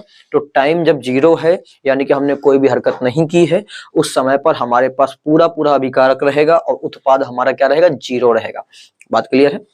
अब मान लीजिए कुछ समय बीत गया, क्या हुआ, कुछ समय बीत गया, तो कुछ समय बीतने के बाद क्या हुआ होगा कि हमने कुछ गेहूं उसमें डाल दिया होगा मशीन में, तो कुछ आटा भी बन के आ गया होगा। ठीक है, तो आटा जो बन के आया है हमारे पास में, ठीक है ना, वो किससे निकल के आया, गेहूं वाली मात्रा से, यानी अभिकारक से। तो हम क्या करेंगे, हम अब हमारे पास जो बचा हुआ है वो हम क्या करेंगे, कैसे निकालेंगे, तो हम कहेंगे कि जितना उत्पाद बन चुका है उस उत्पाद को हमारी प्रारंभिक मात्रा यानी गेहूं जो हमारा पहले वाला था उससे घटा दो, उससे घटा देंगे तो हमें पता चल जाएगा हमारे पास अभिकारक कितना बचा हुआ है। बात क्लियर है? अगर ये बात अच्छे समझ में आ गई हो तो बहुत बढ़िया, अदरवाइज रिवाइंड करके फिर से सुन लीजिए इस चीज को और यहाँ पर समझिए। देखिए, ए अभिकारक था हमारे पास में जो प्रोडक्ट पी में बदलना था या प्रोडक्ट इसका बनना था, ठीक है ना। अभी टाइम था 0, जब टाइम 0 है तो हमने मान लिया कि ए की मात्रा हमारे पास स्मॉल ए यानी कि प्रारंभिक मात्रा हमारे पास पूरी है। ए को हम मान रहे स्मॉल ए को प्रारंभिक मात्रा, जो कि हमारे पास स्टार्टिंग टाइम पे पूरा ए है, और बनने वाला प्रोडक्ट टाइम 0 पर क्या है, 0 है, प्रोडक्ट कुछ भी नहीं बना है। लेकिन टी बराबर टी यानी कुछ समय बीत गया, तो कुछ समय बीतने के बाद हमने मान लिया हमारा जो प्रोडक्ट था कितना बन चुका है, एक्स। ठीक है, अब उसकी एक्स मात्रा बन चुकी है, तो ये जो एक्स मात्रा बनी है वो कहां से बनी होगी, इसी ए से तो कम हुई होगी। तो हमारे पास बचा हुआ क्या होगा, जब टाइम टी हो जाएगा, कुछ समय बीत जाएगा, तो हमारे पास जो अभिकारक होगा वो कितना बचेगा, ए माइनस एक्स, क्योंकि प्रारंभिक मात्रा ए थी और एक्स बन चुका है तो ए में से एक्स कम हो गया ना, तो ए माइनस एक्स। बात क्लियर है? अब इस पर लगाइए वेग नियम। क्या लगाएं, वेग नियम। तो वेग नियम लगाते ही हम क्या देखेंगे कि हम जानते हैं वेग नियम लगाते ही r बराबर के, तो हमें लिखना ही लिखना है, उसके बाद ब्रैकेट में अभिकारक की सांद्रता लिखनी है। तो अभिकारक हमने क्या लिया था यहाँ पर, कैपिटल ए को ब्रैकेट में लिख दिया। अब हमको बोला गया शून्य कोटि है तो इसके ऊपर घात कितनी लगाएंगे, 0। अब ये बताइए, क्योंकि हम क्या जान रहे हैं किसी की घात अगर 0 होती है उसका मान कितना होता है, 1। ठीक है, अच्छा ध्यान रखिएगा, अभिक्रिया के वेग को हम लोग dx अपॉन dt से भी प्रदर्शित कर सकते हैं। ठीक है, तो जहां स्मॉल r है वहां पर हम लिख दे रहे हैं dx अपॉन dt। ठीक है, तो स्मॉल r की जगह लिख दिया dx अपॉन dt, और इसका मान 1 हो गया तो केवल बचा k। बात क्लियर? अब एक काम कीजिए, dt को इधर भेज दीजिए, तो dx बराबर हो गया k dt के ना, dt इधर आ गया तो हो गया k dt। क्लियर? इतना अच्छे से समझ में आ गया। उम्मीद करेंगे आपको क्लियर हो रहा होगा कि हम कैसे इसको समझते हुए चल रहे हैं। ठीक है ना, बेफिक्र रहिए, हम लिखते हुए नहीं दिखा रहे, फिर भी आपको समझा देंगे। अब इन दोनों को करना क्या, समाकलन। तो दोनों पक्षों का समाकलन करने पर देखिए, जो मैथ के स्टूडेंट है उनको तो क्लियर होगा कैसे आएगा, बट जो बायो के स्टूडेंट है वो यहाँ पर रट लीजिए। कैसे रटना है समझिए जरा। दोनों पक्षों का समाकलन करेंगे तो समाकलन का सिंबल जो होता है बड़ा सा एस होता है, ऐसा एस बना के लंबा सा खींच देना होता है। ठीक है ना, तो उसको हम यहाँ पर दिखाएंगे और यहाँ पर लिख देंगे dx बराबर, फिर के डी टी लिखा, उसके पहले भी क्या लगा दिया, समाकलन हमने सिंबल लगा दिया। ठीक है, अब ध्यान समझिए, dx का समाकलन होता है x, मतलब d हट जाएगा, केवल बचेगा x। ठीक है, उसी प्रकार dt का समाकलन होना चाहिए ओनली t, बट यहाँ पर k क्या है, k एक नियतांक है, हम इसका भी समाकलन कर रहे हैं। तो जब आप किसी नियतांक का समाकलन करते हैं तो एक साथ में नियतांक हमारे पास में प्लस करके आएगा। ठीक है, तो यहाँ पर क्या रहेगा, k तो वैसा का वैसा रहेगा, बस dt की जगह क्या बचेगा, केवल t बचेगा, तो हो गया kt। देखिए जैसे dx में से केवल x बचा, वैसे dt में से केवल t बचा, ओके, वैसा का वैसा लिखा हुआ, तो हो गया kt। अब चूंकि हमने यहाँ पर एक नियतांक यानी k का समाकलन किया है, इस वजह से प्लस करके आ गया c, जहाँ c क्या होता है, समाकलन नियतांक। ठीक है, तो नियतांक का समाकलन करने पर एक नियतांक प्लस c हमारे पास जुड़ेगा आके। ठीक है, तो आप इतना याद कर लीजिएगा। इस वाले को समीकरण मान लीजिए पहला। ओके, अब हम क्या यहाँ बात करेंगे, प्रारंभिक समय की बात करेंगे। जब टाइम क्या था, 0, तो बनने वाली x की मात्रा भी कितनी थी, 0। ठीक है, जब टाइम 0 था तो बनने वाली x यानी मात्रा जो है वो भी 0 थी हमारे पास। तो समीकरण 1 से क्या, अब यहाँ पर t बराबर 0, x बराबर 0 को समीकरण 1 में रख दीजिए। तो जहां x की जगह 0 रखेंगे तो ये 0 हो गया, k तो वैसे वैसा लिखा हुआ, इंटू t की जगह रखा 0 प्लस c वैसा लिखा हुआ है। इसको सॉल्व करेंगे, ये तो 0 हो गया, ये भी 0 है, तो c का मान भी कितना आया, 0। अब इस c के मान को समीकरण 1 में वापस रख दीजिए, इस वाले समीकरण में। ठीक है ना, फिर से वापस हम उसी वाले में आ रहे हैं। तो यहाँ पर c की जगह आप क्या रखेंगे, 0, तो बचेगा x बराबर kt प्लस 0। तो x बराबर बचा kt, और हमें निकालना था वेग स्थिरांक यानी k का मान। तो k को इस तरफ रखिए, t को भेज दीजिए बटे में, तो k बराबर हो जाएगा x बटे t, तो k बराबर x अपॉन t। ये हमारी हो गया प्रूव्ड। बात क्लियर है? उम्मीद करेंगे आपको यहाँ पर ये समझ में आ गया होगा कैसे हमने किया है। ठीक है, अगर ना समझ में आया तो हम बार बार कह रहे हैं कि आप रिवाइंड करके देख लीजिएगा, अच्छे से क्लियर हो जाएगा। ठीक है, नेक्स्ट, अब हमें करना है शून्य कोटि की अपक्रिया के लिए अर्धायुकाल का व्यंजक। ठीक, तो यहाँ पर अर्धायुकाल का व्यंजक हम कैसे करेंगे, पहले अर्धायुकाल का मतलब समझते हैं। देखिए, अर्धायुकाल वह समय होता है जब कोई रासायनिक अपक्रिया आधी संपन्न हो गई हो। ठीक है, और अर्धायुकाल को हम लोग टी हाफ से प्रदर्शित करते हैं। मतलब हम ये कह सकते हैं, बात समझिए, मान लीजिए आपसे हमने कहा कि आपका 20 किलो जो गेहूं है उसको पिसने में 10 मिनट लगता है। या 20 मिनट चलिए लगता है। 20 किलो गेहूं पीसने में कितना समय लगता है? 20 मिनट लगता है। ठीक है, अब ये बताइए तो 10 किलो गेहूं पीसने में कितना समय लगेगा? 10 मिनट। सिंपल सी बात है, बात क्लियर है। 20 किलो में 20 मिनट लग रहा है तो 10 किलो में 10 मिनट। यानी कि जब हम क्या कर रहे हैं, जब हम लोग मात्रा आधी ले रहे हैं पदार्थ की, हम रिएक्शन को आधा कंप्लीट कर रहे हैं तो हमारा समय भी कितना लग रहा है? आधा लग रहा है। ठीक है, तो वही कहा गया अर्धायुकाल क्या होता है? जब कोई रासायनिक प्रक्रिया आधी संपन्न होती है तो जो समय लगता है वो भी हमारा आधा लगता है, उसी आधे समय को हम कहते हैं अर्धायुकाल। बात क्लियर है। अर्थात टी की जगह हम लोग टी ऑफ ले लेंगे और जो हमारी प्रारंभिक मात्रा थी उसको कितना लेंगे? आधा लेंगे। प्रारंभिक मात्रा ए मानी थी, ठीक है, तो हमारी खर्च की मात्रा कितनी मानेंगे? आधी संपन्न होगी हमारी रिएक्शन, तो आधी संपन्न हो गई है तो हम लोग लेंगे जो एक्स, जो हमारी खर्च वाली मात्रा, वो हम लेंगे a/2, यानी कि प्रारंभिक का आधा हमारा खर्चा हुआ। ठीक है, तो पहले हम लिखेंगे, हम जानते हैं, क्या जानते हैं? k बराबर x/t। देखिए ये जो हमने प्रूव किया था ना वेग स्थिरांक का, उसी को लिखेंगे k बराबर x/t, और ये हो गया हमारा समीकरण नंबर 1। अब यदि टाइम हमको लग रहा है आधा, तो खर्च की मात्रा क्या होगी? प्रारंभिक का आधा। प्रारंभिक मात्रा ए थी और उसका आधा होगी हमारी खर्च की मात्रा, यानी कि x बराबर a/2। अब समीकरण 1 में इन दोनों के मान रख दीजिए, तो k तो वैसे का वैसा रहेगा, x की जगह रखेंगे a/2 और t की जगह रखेंगे t हाफ, तो t हाफ चला जाएगा ऊपर इधर पर 2 के पास में, तो आ जाएगा k बराबर a/2 t हाफ। अब हमें t हाफ की वैल्यू चाहिए तो t हाफ इधर ले आइए, k को उधर ले जाइए, जहां k था वहां t हाफ आ जाएगा, जहां t हाफ है वहां k आ जाएगा, तो आ जाएगा t half is equal to a/2k। ये भी हमारा प्रूव्ड। बात क्लियर। तो ये हमारे हो चुके हैं दो चीजें, शून्य कोटि की अपक्रिया के लिए वेग स्थिरांक और शून्य कोटि की अपक्रिया के लिए अर्धायुकाल। ठीक है, उम्मीद करेंगे आपको समझ में आ गया होगा। अब देखिए इन दोनों से ज्यादा इंपॉर्टेंट ये है, और इनके फॉर्मूले भी मोस्ट इंपॉर्टेंट है, आपके न्यूमेरिकल में काम आएंगे, इस फॉर्मूले को जरूर याद कर लीजिएगा। ठीक है ना, हम लोग जो अपनी अगली वीडियो लाएंगे उसमें जो वन शॉट हमारा न्यूमेरिकल्स का रहेगा उसमें आपको ये फॉर्मूले जरूर याद करके आने हैं। ठीक है, तो चलिए हम लोग समझते हैं। फिर से हम वही काम करने वाले हैं कि हमने पहले कोई अभिकारक ए मान लिया, फिर उससे हमें पता प्रोडक्ट बनने वाला है। जब टाइम 0 होगा तो हमारे पास अभिकारक पूरा पूरा ए यानी प्रारंभिक मात्रा ए है, तो प्रोडक्ट की मात्रा 0 होगी। जब कुछ समय बीत जाएगा तो हमने मान लिया कि एक्स प्रोडक्ट बन गया होगा, तो एक्स किससे बना है? निकल के इस ए से ही निकला होगा, तो बची हुई मात्रा हो गई ए माइनस एक्स। फिर से वेग नियम लगा दिया, अभी हमने डायरेक्ट यहाँ पर आर ना लिख के dx/dt लिख लिया है। ठीक है ना, और बराबर में के, और फिर अभिकारक की सांद्रता हमारी क्या थी? ए, प्रथम कोटि की क्रिया, इसलिए ऊपर लिख लिया 1। ठीक है, अब इसमें समझिए dx/dt बराबर के, ए की वैल्यू कितनी आई है? t समय बाद a माइनस एक्स, तो जहां a था वहां लिख दिया a माइनस एक्स। आपको करना क्या है? dt को उधर भेजना, a माइनस एक्स को इधर लेके आना, तो dx के बटे में आ जाएगा a माइनस एक्स और k के साथ चला जाएगा dt, के dt। बात क्लियर। अब इसका भी क्या करिए, दोनों पक्षों का समाकलन, तो समाकलन का हमने सिंबल बनाया और इस पर लिख दिया dx/a माइनस एक्स, फिर समाकलन सिंबल बनाया के dt का पीछे करके आए हुए थे, क्या बनेगा? kt प्लस सी, जहां सी समाकलन नियतांक होता है। इसका देखिए याद कर लीजिए, इसका आपको रटना पड़ेगा जो बायो वाले हैं, कि dx/a माइनस अगर x होता है तो इसका समाकलन होता है minus log base E a minus x. A minus x हमारे पास पूरा पूरा रहेगा, बट इसका समाकलन पूरा पूरा क्या होगा? माइनस लॉग बेस ई, देखिए इसको मत भूलिएगा, minus log base E a minus x, ये हमारा होगा इसका समाकलन। ठीक है ना, इसको याद कर लीजिए, समीकरण नंबर 1। और यहाँ पर जो हमने था बता दिया था kt प्लस सी कैसे आएगा पहले में, तो यहाँ पर सी क्या है हमारे लिए? समाकलन नियतांक। अब हमें फिर से सी का मान निकालना है, तो हम प्रारंभिक समय में चलेंगे जब टाइम हमने 0 लिया था और x भी हमारी मात्रा क्या थी? 0। तो समीकरण 1 में रखो इसका मान, तो t की जगह रखेंगे 0, तो यहाँ पर हो जाएगा k इंटू 0, क्लियर है, प्लस सी, और इधर पे हमें क्या रखना है? x की वैल्यू 0, तो a माइनस 0 हो जाएगा यहाँ पर, minus log base E a minus 0। तो अब जरा बताइए, उधर तो सब 0 हो गया, केवल c बचा। ठीक है, और इस तरफ बचा, ये भी 0 हट गया, तो ये हो गया माइनस लॉग बेस ई ए, माइनस लॉग बेस ई, तो सी की वैल्यू ये आ गई। अब इस सी के मान को फिर से समीकरण 1 में रख देंगे, तो देखिए पहले तो ये हम वैसे का वैसा नोट कर देंगे, फिर kt भी वैसे लिख देंगे। अब प्लस सी की जगह हमें क्या लिखना? माइनस लॉग बेस ई, तो माइनस और प्लस होके हो जाएगा माइनस लॉग बेस ई ए। ठीक है, बात क्लियर। अब समझिए आपको करना क्या है, इस माइनस वाले हिस्से को इस तरफ लेके आना, तो ये प्लस में हो जाएगा, और kt अकेला बचेगा एक तरफ, तो kt को अकेला हमने एक तरफ कर दिया और इसको हम इधर लेके आ गए, तो ये हमारा लॉग बेस ई ए जो था वो हो गया प्लस में, और पहले से माइनस में क्या लिखा हुआ था? लॉग बेस ई ए माइनस एक्स। ठीक है, उम्मीद करेंगे इस पोर्शन को अच्छे से समझ लेंगे क्या हमने किया है। इसको हम इस तरफ ले आए हैं, तो ये प्लस में और ये वाला हिस्सा माइनस में हमारे पास साथ में रहेगा, और kt एक तरफ बचेगा। ठीक है, अब हम करेंगे क्या, समझिए। देखिए यहाँ पर इसको ध्यान से देखिए, तो ये बन रहा है एक फॉर्मूला, कौन सा बन रहा है? Log m minus log n।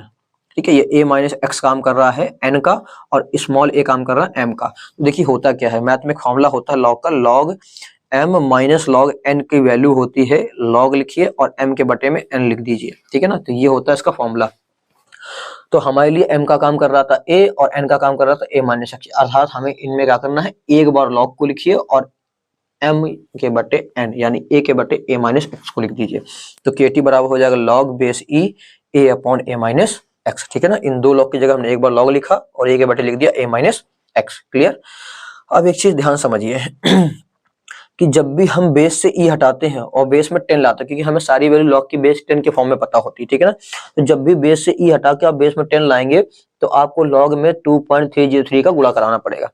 Math वाले स्टूडेंट अच्छे से उनको पता ही होगा कैसे क्या होता है, बायो वाले हमने बोला है, इनको कुछ चीजों को याद रखिए। तो बेस e की जगह बेस 10 लाएंगे तो 2.303 का गुणा कराना पड़ेगा। तो देखिए यहाँ बेस e था, अब इसको अगर हम बेस 10 में बदलेंगे, देखिए पीछे का पूरा वही सेम टू सेम है ना, केवल हम बेस e की जगह बेस क्या लिख रहे हैं 10, तो आगे कितने गुणा करा दिया 2.303 का। अब ये बटे में t कहां से आ गया, देखिए जो t वहां पर था वो इधर पर भाग में आ जाएगा, तो बटे में आ गया t। तो k is equal to 2.303 by t log base 10 a upon a minus x। ये हमारा हो गया प्रूफ, ठीक है। उम्मीद करेंगे अच्छे से क्लियर कर लिया होगा आपने, इसको अच्छे से समझा होगा। और ना बार बार हमने बोला है कि अगर स्पीड तेज लग रही हो तो धीमे कर लीजिए अपने अकॉर्डिंग, और धीमी लग रही हो तो तेज कर लीजिए, ठीक है। ऊपर ऑप्शन होता है, 3 डॉट बने होंगे, वहां पर क्लिक करके प्लेबैक स्पीड होगी, उसमें से आप जाके वहां पर जैसा आपको स्पीड मेंटेन करनी है उसके हिसाब से मेंटेन कर लीजिए। और अगर समझ में आ गया तो बहुत बढ़िया, अदरवाइज दोबारा से एक बार रिविजन करके देख लीजिए, आपको अच्छे से क्लियर हो जाएगा, ठीक है ना। तो ये हमारा प्रूव हो गया। इस फॉर्मूले को याद रखिएगा, बिल्कुल दिमाग में बसा लीजिए इस फॉर्मूले को, k बराबर 2.303 by t log base 10 a upon a minus x किसका होता है, प्रथम कोटि की अपक्रिया के लिए अगर वेग स्थिरांक निकालना हो, वेग स्थिरांक मतलब k। क्लियर है। अब आगे पढ़ते हैं हम लोग प्रथम कोटि की अपक्रिया के लिए अर्धायुकाल का व्यंजक। तो वही हम लिखेंगे, हम जानते हैं कि क्या जानते हैं, ये फॉर्मूला भी जो हम प्रूव करके आए, k बराबर 2.303 by t log base 10 a upon a minus x, इसको समीकरण नंबर एक मान लीजिए, ठीक है। अब यदि हम टाइम को क्या कर रहे हैं आधा, तो हमारी खर्ची मात्रा भी क्या होगी, प्रारंभिक मात्रा की आधी, यानी कि a/2, ठीक है। तो जहां x है वहां a/2, जहां t है वहां पर t हाफ रख दीजिए। तो यहाँ पर t की जगह रख दिया t हाफ और जहां x था वहां रख दिया a/2। अब इसको सॉल्व करेंगे तो 2 एक कम 2a और 2a में a के a चला गया तो कितना बचा, केवल a बचा, तो a/2 बचेगा, तो a अपॉन a/2। तो यहाँ आया a अपॉन a/2, a से a कैंसिल हो गया, 2 आ जाएगा ऊपर, बाकी देखिए पीछे का सब वही लिखा हुआ है, ठीक है, उससे कोई मतलब नहीं। तो बचा log बेस 10 2। अब log 2 की वैल्यू होती है 0.301, ठीक है, बाकी सब वैसा भी नोट है। तो जब ये 0.301 का गुणा आप इसमें कराएंगे 2.303 में, तो वो बन जाएगा 0.6932 और नीचे टी हाफ और इधर के। अब हमें तो के की वैल्यू चाहिए नहीं, हमें टी हाफ चाहिए, तो टी हाफ को इधर के को उधर ले जाएंगे, तो टी हाफ बराबर आ जाएगा 0.6932 बाई के, ठीक है। सेकंड फॉर्मूला आपको याद रखना, मोस्ट इंपॉर्टेंट हमारे लिए ये दो फॉर्मूले हैं। कौन से हैं, दो है मोस्ट इंपॉर्टेंट फॉर्मूले, एक ये वाला याद रखना आपको और एक ये वाला, ठीक है। इन दो फॉर्मूले जरूर याद रखिए क्योंकि हमारे न्यूमेरिकल में ये काम देंगे। तो उम्मीद करेंगे आपको ये भी अच्छे से सारे प्रूवमेंट क्लियर हो गए होंगे। आप इसका स्क्रीनशॉट ले लीजिए। हमारा एक टॉपिक और बचा हुआ, एक टॉपिक क्या मतलब, उसमें कई सारी चीजें हैं, इनके प्रथम कोटि की अपक्रिया का शून्य कोटि की अपक्रिया के लक्षण हमें पढ़ने हैं, ठीक है। तो इनको भी हम लोग देखते हैं और आर्य समीकरण हमारे पास बचा हुआ है, उसको भी पढ़ते हैं हम लोग। और हमारा बस अभी इसके बाद जो हम लोग पढ़ाएंगे वो हमारा लास्ट होगा और हमारा चैप्टर खत्म हो जाएगा वन शॉट का, ठीक है। फिर उसके जो नेक्स्ट वीडियो आएगी वो हमारी किस चीज की होगी, वो हमारी होगी वन शॉट पूरा न्यूमेरिकल बेस पे। बस थोड़े से ही आपको न्यूमेरिकल पढ़ने हैं, बस इतने ही तैयार करके जाइएगा, आपका पेपर बहुत बढ़िया से निकलेगा, ठीक है। चलिए इसका स्क्रीनशॉट ले लीजिए जल्दी से। तो उम्मीद करेंगे आप लोगों ने स्क्रीनशॉट ले लिया होगा। चलिए हम लोग देखते हैं अपने आगे की हेडिंग को। तो बच्चों ये हमारे सामने आ चुके हैं आखिरी के टॉपिक हमारे, और इन टॉपिक्स को खत्म करते ही हमारा चैप्टर खत्म हो जाएगा। कहने का मतलब ये है कि यहाँ पर हमारे जो मोस्ट इंपॉर्टेंट वाली थ्योरियां थी वो हमारी सारी निपट जाएंगी, ठीक है। तो उम्मीद करेंगे अभी तक आपने चैप्टर का बढ़िया आनंद लिया होगा, आपको चैप्टर आसानी से समझ में आया होगा और आप बराबर से नोट्स बनाते जा रहे होंगे, ठीक है ना। इसके अलावा भी अगर आपको मान लो ये नोट्स बनाने में प्रॉब्लम हो रही है तो PDF निकालना चाहते हैं आप, तो चैप्टर खत्म होते ही इसके क्या करेंगे आप, डिस्क्रिप्शन बॉक्स में जाइए, वहां पर जाकर टेलीग्राम चैनल को ज्वाइन कीजिए, वहां पर आपको इस चैप्टर की PDF पूरी इसी बोर्ड की मिल जाएगी, ठीक है ना। तो जैसे आपकी इच्छा हो वैसा आप काम कर सकते हैं। तो चलिए हम लोग यहाँ पर शुरू करते हैं अपना। सबसे पहले हमारे पास है शून्य कोटि की अभिक्रिया के लक्षण। देखिए लक्षण हमें क्या लिखना है, लक्षण में आपको ज्यादा कुछ नहीं, देखिए शून्य कोटि की आपको परिभाषा पढ़ के आए हैं, शून्य कोटि का आपने मात्रक पढ़ा है, ठीक है। फिर शून्य कोटि की अपक्रिया के लिए हमने दो प्रूवमेंट पढ़ी थी, ये वेग स्थिरांक का व्यंजक और अर्धायु काल का व्यंजक। ठीक, बस इन्हीं को आपको लक्षण के रूप में कन्वर्ट कर देना, इन्हीं सब चीजों को लिखना आपको लक्षण में। ठीक है, सेम टू सेम, शून्य कोटि के लिए भी, प्रथम कोटि के लिए भी। ओके, चलिए देखते हैं इसको। देखिए क्या लिखा हुआ है, शून्य कोटि का अपक्रिया के लक्षण में सबसे पहले लिखा हुआ है कि हमने परिभाषा क्या पढ़ी थी कि वह रासायनिक अभिक्रिया जिसका वेग अभिकारक के अणुओं के सांद्रण पर निर्भर नहीं करता है, वो था हमारा शून्य कोटि की अपक्रिया। ठीक है, तो देखिए यहाँ पर क्या लिखा हुआ है कि इसका वेग अभिकारक के अणुओं के सांद्रण पर निर्भर नहीं करता। देखिए पहला लक्षण ये बन गया। सेकंड, हमने इसका मात्रक पढ़ा हुआ था, मात्रक क्या पढ़ा था, इसके वेग स्थिरांक का मात्रक जो होता है वो क्या होता है, mole litre inverse second inverse, मोल लीटर इनवर्स सेकंड इनवर्स। बात क्लियर है। फिर हम लोगों ने क्या पढ़ा था, वेग स्थिरांक का व्यंजक पढ़ा था कि वेग स्थिरांक की प्रूविंग क्या आती है। तो देखिए यहाँ पे क्या है, इसके वेग स्थिरांक का जो व्यंजक होता है वो होता था k बराबर x अपॉन टी। k बराबर क्या होता है, x अपॉन टी, यही तो प्रूव किया था हम लोगों ने। ठीक है, तो इसी चीज को लिख लिया हमने। फिर अर्धायु काल का प्रूव किया था कि अर्धायु काल का जो व्यंजक होता है वो होता है t हाफ बराबर 1/a/2k। Okay, clear. तो देखिए जो पीछे आप पढ़ के आए बस उन्हीं को लक्षण के रूप में लिख दिया। तो कभी परिभाषा आपको आ जाती है लिखने के लिए तो पहले परिभाषा लिखिए, मात्रक लिखिए, एग्जांपल पूछता तो एग्जांपल लिखिए। H2+Cl2 वाला हमने बताया था, H के प्रेजेंस में 2HCl बन जाता है, उस एग्जांपल लिख सकते हैं और इसके बाद इन लक्षणों को लिख सकते हैं। ठीक है ना। अब बारी आती है प्रथम कोटि की अपक्रिया के लक्षण। तो देखिए प्रथम कोटि की अपक्रिया के लिए भी सेम टू सेम परिभाषा पहले क्या है, इस अभिक्रिया का वेग अभिकारक के एक अणु के सांद्रण पर निर्भर करता है। कितने, अभिकारक के एक अणु के सांद्रण पर निर्भर करता है अभिक्रिया का वेग। ठीक है, फिर वेग स्थिरांक का मात्रक क्या होता है इसका, सेकंड इनवर्स। क्या आता था, सेकंड इनवर्स। प्रथम कोटि की अपक्रिया के वेग स्थिरांक का मात्रक होता है सेकंड इनवर्स। ये मोस्ट इंपॉर्टेंट है। ठीक है ना, ये पॉइंट हमारे लिए बहुत जरूरी है, ध्यान रखिएगा, इसको अच्छे से याद कर लीजिए। ठीक है, अगला क्या है हमारे पास में, कि इसके वेग स्थिरांक का व्यंजक क्या होगा, इसके वेग स्थिरांक का व्यंजक हमारा है k बराबर 2.303/t log base 10 a upon a minus x। हमने कहा था देखिए ये सारे पॉइंट इंपॉर्टेंट है आपके, ये प्रथम कोटि के लिए तो आपको चारों बहुत ही अच्छे से याद रखने हैं। ये सबके सब आपके काम आएंगे, परिभाषा में काम आएगा, ये मात्रक बहुविकल्पी में आ जाता है। ठीक है, इसके न्यूमेरिकल आपको मिलेंगे, इसका भी न्यूमेरिकल मिलेगा। तो अर्धायु काल का व्यंजक क्या होगा, t हाफ बराबर 0.6932/k। उम्मीद करेंगे आप ये पहले से याद है आपको, बस इनको क्या करना है, हमें कैसे पुट करना है यहाँ पर उसको आपको ध्यान रखना है। क्लियर। अब हमारे पास देखिए नई परिभाषा आती है अभिक्रिया की आणविकता। देखिए आणविकता होती क्या है एक चीज समझिएगा, कोई आप रिएक्शन को लिखिए और उस रिएक्शन को बैलेंस कर लीजिए। क्या करना है आपको, बैलेंस, मतलब कि जितने इस तरफ हमारे पास अभिकारक में परमाणु हैं उतने ही उत्पाद में भी करने हैं। ठीक है ना, बैलेंसिंग तो आपको आती होगी, नहीं आती है तो आप क्या कर सकते हैं, आप हाई स्कूल का हमारा वीडियो खोल के देख लीजिए, वहां पर हमने चैप्टर नंबर 1 में ही बैलेंसिंग को बहुत डिटेल में सिखाया हुआ है, आपको बहुत अच्छे से आ जाएगा। ठीक है, तो वहां से बैलेंसिंग कवर कर सकते हैं। तो सबसे पहले करना क्या, किसी रिएक्शन को बैलेंस कर लीजिए, तो उसको हम कहेंगे वो है संतुलित रासायनिक समीकरण। ठीक है, अब बैलेंस होने के बाद क्या होगा, अभिकारक यानी जो रिएक्शन कर रहे होंगे, जो रिएक्टेंट होंगे, उनके सारे के सारे परमाणु और जो उत्पाद है उनके सारे सारे परमाणु की संख्या आपस में बराबर होगी। ऐसी कोई केमिकल इक्वेशन यानी रासायनिक समीकरण आपको ले लेना है। अब उसमें देखना क्या है, जो अभिकारक के अणु हैं उनकी कुल संख्या देखना आपके पास कितनी है। क्या देखेंगे, अभिकारक अणुओं की कुल संख्या, किसमें, संतुलित रासायनिक समीकरण में। तो किसी संतुलित रासायनिक समीकरण में जो अभिकारक अणुओं की यानी जो रिएक्शन कर रहे होंगे उनकी जो कुल संख्या होगी उसी को हम कहते हैं अभिक्रिया की आणविकता। उम्मीद करेंगे बात समझ में आ गई होगी, नहीं आई तो चलिए एग्जांपल में समझते हैं। देखिए क्या कह रहा है, संतुलित रासायनिक समीकरण में अभिकारक अणुओं की जो कुल संख्या होती है उसी को हम कहते हैं अभिक्रिया की आणविकता। ठीक है, जैसे देखिए ये वाली रिएक्शन को देखिए, ठीक है, 2H है 2I है, तो 2H है 2I है ना, 2HI को तोड़ दिया, H2+I2 है। इसको देखिए 2SO2 प्लस O2 2SO3, यहाँ पर चेक करिए, 3 2 दूनी 4 और 4 2 6 ऑक्सीजन है, तो 3 दूनी 6 ऑक्सीजन, 2 सल्फर 2 सल्फर। तो ये दोनों क्या है, बैलेंस केमिकल इक्वेशन है, यानी कि संतुलित रासायनिक समीकरण है। अब यहाँ पर देखिए, इसमें ध्यान से देखिए, यहाँ पर अभिकारक कौन है, इस तरफ के होते हैं अभिकारक ना, जो रिएक्शन में पार्टिसिपेट करते हैं। तो यहाँ पर अभिकारक ये है और इसके कुल अणु कितने हैं, 2, तो आणविकता कितनी हो गई, 2। यहाँ पर देखिए इसका SO2 के 2 अणु लिए हैं और ऑक्सीजन के आगे कुछ नहीं लिखा है, इसका मतलब 1 अणु लिया हमने, तो 2 + 1 कितना हो गया, 3, तो आणविकता कितनी होगी, 3। उम्मीद करेंगे बात समझ में आ गई होगी। अभिकारक कोई संतुलित रासायनिक समीकरण है, उसमें अभिकारक अणुओं की जो कुल संख्या होती है उसी को हम कहते हैं अभिक्रिया की आणविकता। ओके, तो बात क्लियर है आप लोगों को। चलिए ठीक है, हम लोग अपनी आगे परिभाषाओं को देखते हैं।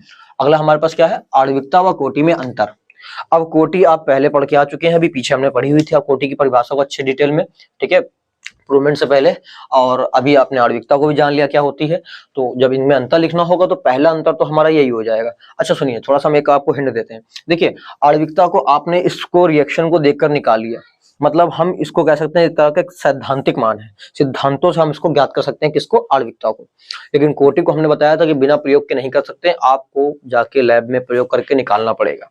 मतलब वो कैसा है, कोटि एक प्रायोगिक मान है, उसको आप प्रयोगों से ही निकाल सकते हैं। तो देखिए पहले अंतर तो वहां पे ही लिखा हुआ है कि कोटि क्या है, एक प्रकार का प्रायोगिक मान है, और आणविकता क्या एक सैद्धांतिक मान है। तो जो कोटि होती है उसको तो हम प्रयोगों द्वारा ही ज्ञात कर पाएंगे, लेकिन आणविकता को क्रियाविधि द्वारा ज्ञात कर सकते हैं। कोई रिएक्शन लिख के देख लीजिए, उस रिएक्शन में चेक कर लीजिए अभिकारक अणु कितने हैं, बता दीजिए आणविकता। ठीक है, तो कोटि एक प्रकार का प्रायोगिक मान होती है और इसको केवल प्रयोगों द्वारा ज्ञात कर सकते हैं। आणविकता एक सैद्धांतिक मान होता है, उसको केवल अभिक्रिया की क्रियाविधि द्वारा ज्ञात किया जा सकता है।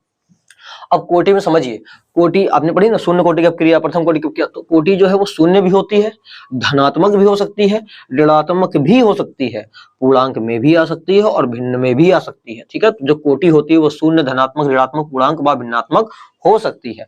लेकिन जो आणविकता होती है वो कभी जीरो नहीं होगी, कम से कम एक अणु तो आप लेंगे ना, ऋणात्मक नहीं होगी, क्यों, माइनस में तो अणु लेंगे नहीं आप।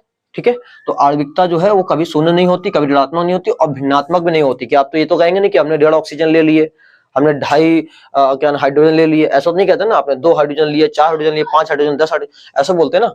तो जो आणविकता होती है वो ना तो शून्य होगी, ना तो ऋणात्मक होगी, ना भिन्नात्मक होगी। बात क्लियर है, उम्मीद करेंगे आपको बात समझ में आ गई होगी। चलिए ठीक है, आगे हम लोग पढ़ते हैं। तो कोटि के बारे में देखिए, वही परिभाषा लिखी हुई है, क्या कह रहा है, कोटि क्या होती है, वो अभिक्रिया का वेग जो होता है और अभिकारक अणु जो होते हैं ना, उसकी सांद्रता जो होती है ना अभिकारक अणुओं की, उसके मध्य में क्या दिखाता है, संबंध बताती है। कौन, कोटि।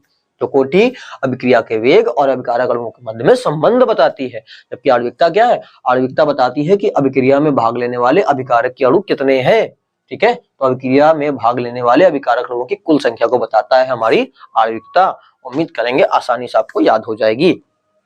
अब हमें देखिए कि मोस्ट इंपोर्टेंट हेडिंग है, इसके बहुविकल्पी में भी कभी कभी आ जाता है इसका। ठीक है ना, ये बहुविकल्पी में पूछ लिया जाता है कि बताइए ये जो है वो कौन सी प्रकार की अभिक्रिया है, या निम्न में से कौन छद्म या आभासीय एकाणु अपक्रिया। छद्म मतलब होता है स्यूडो, स्यूडो मतलब झूठा।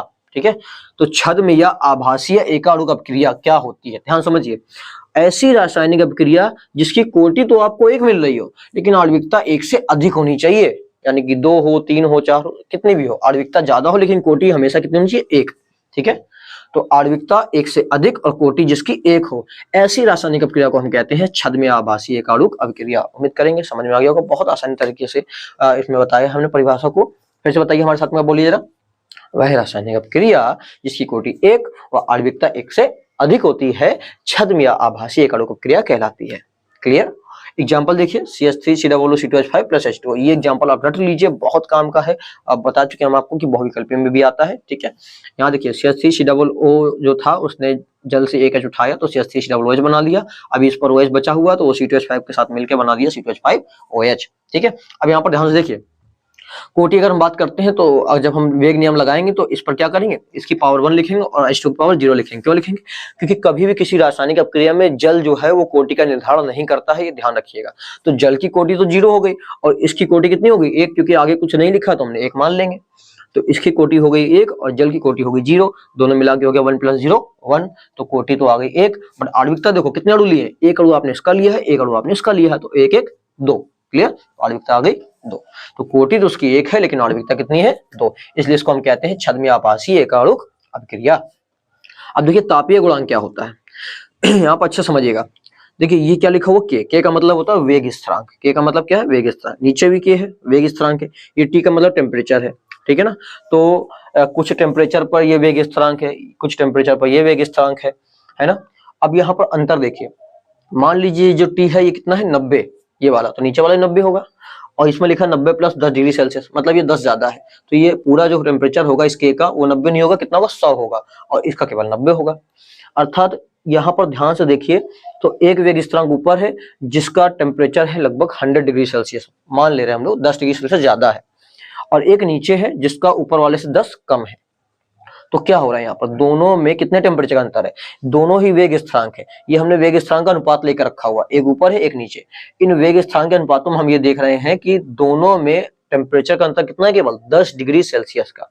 ठीक है, बस यही हमारी परिभाषा होगी। क्या बोलेंगे आप, 10 डिग्री सेल्सियस ताप के अंतर पर, दोनों में कितना अंतर है, 10 डिग्री सेल्सियस का है, तो 10 डिग्री सेल्सियस ताप के अंतर पर जो वेग स्थिरांकों का अनुपात होता है उसी को हम कहते हैं तापीय गुणांक या ताप गुणांक।